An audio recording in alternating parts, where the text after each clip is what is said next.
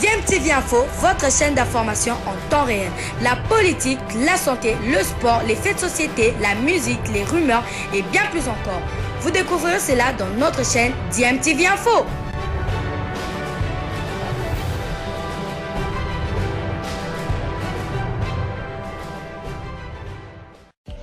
Vous êtes sur DMTV, bonjour ou bonsoir, tout dépend de l'heure à laquelle vous nous suivez. Tout plaisir est pour nous de vous retrouver, mais surtout de savoir que vous êtes nombreux en train de suivre votre chaîne YouTube DMTV. DMTV qui vous propose l'actualité, vous propose également des analyses et des réflexions sur des sujets d'actualité, sur des faits sociaux, tout simplement sur des réalités que nous observons ici chez nous en République démocratique du Congo. -1 avant le match RDC-Maroc, acte 1 de cette double confrontation comptant pour les barrages des éliminatoires du Mondial Qatar 2022.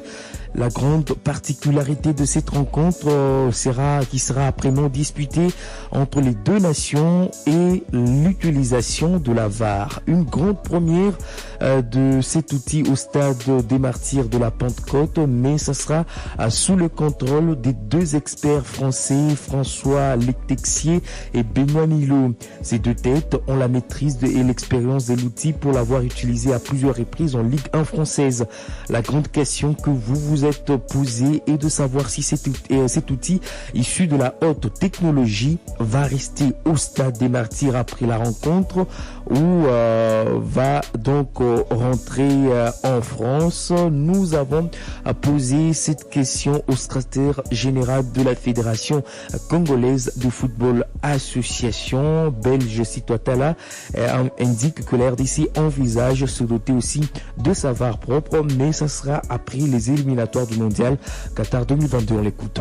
Nous avions des options par rapport à la VAR. Il y avait une option de l'acquisition d'une VAR propre à notre nation. On nous a envoyé des factures performantes que nous avons transmis à l'autorité de tutelle. Mais dans l'entretemps, la CAF et la FIFA nous ont proposé une solution idéale par rapport à ces matchs. C'est la FIFA qui a mis les équipements VAR à notre disposition et ça va essentiellement servir au match. Donc l'équipe VAR est déjà arrivée, est déjà à pied d'œuvre en train de travailler et si tout va bien, tous les réglages seront terminés demain et ce qui fait que vous verrez dans la désignation des officiels du match, il y a également 2 Français qui vont faire office d'arbitre et VAR. Vous avez parlé de l'acquisition de la VAR, ça coûte exactement combien? Bien, la facturation était, nous avions eu 2 factures pro forma. La facturation était faite en francs CFA, mais c'était quand même excessivement cher. Et ça coûte combien?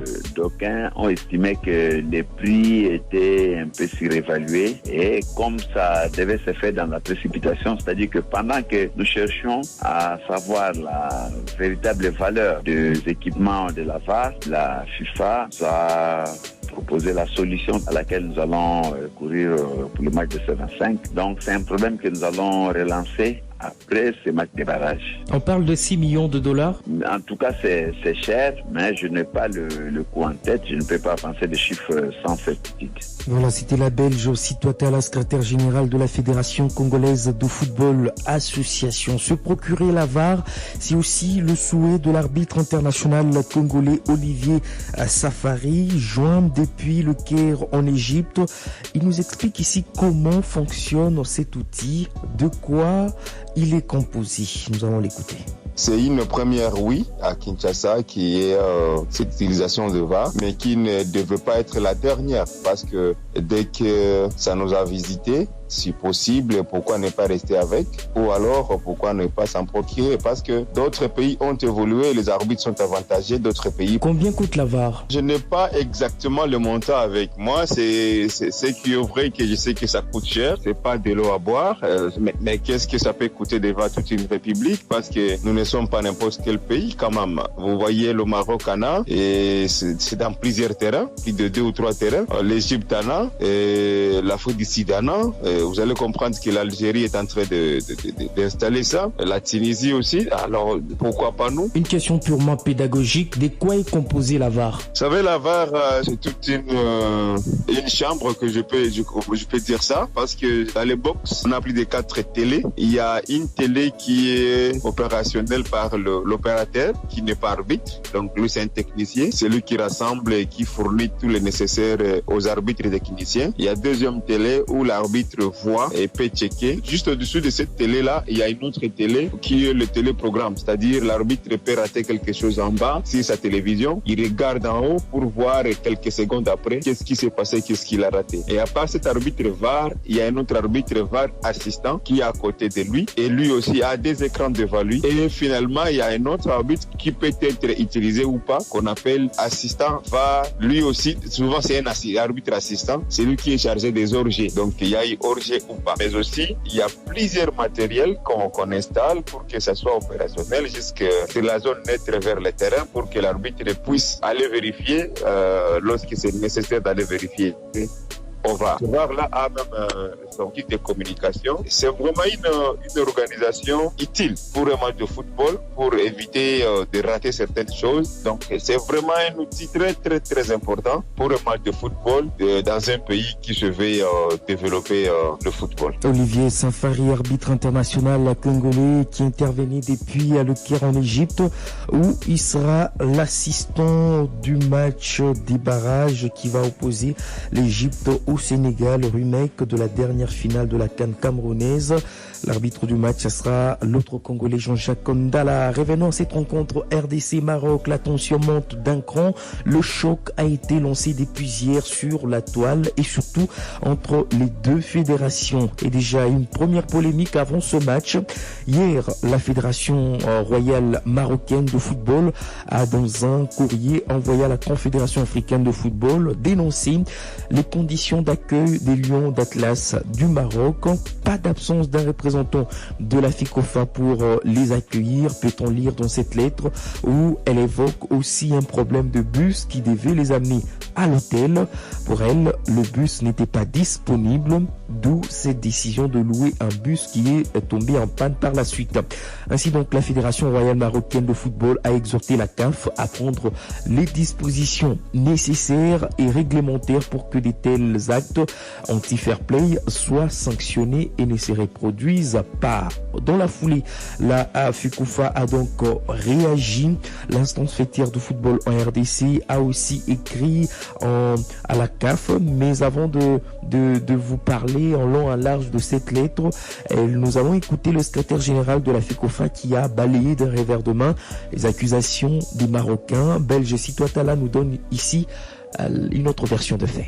Ces accusations sont dénuées de tout fondement. Je présume qu'elles procèdent d'un mauvais rapport de délégués marocains qui ont été commis au préparatif de l'accueil de leur équipe. Ces délégués avec qui nous étions dans mon bureau jusqu'à vers 15h, nous avons eu à planifier avec eux et je leur ai donné toutes les assurances telles que les règlements les prévoient.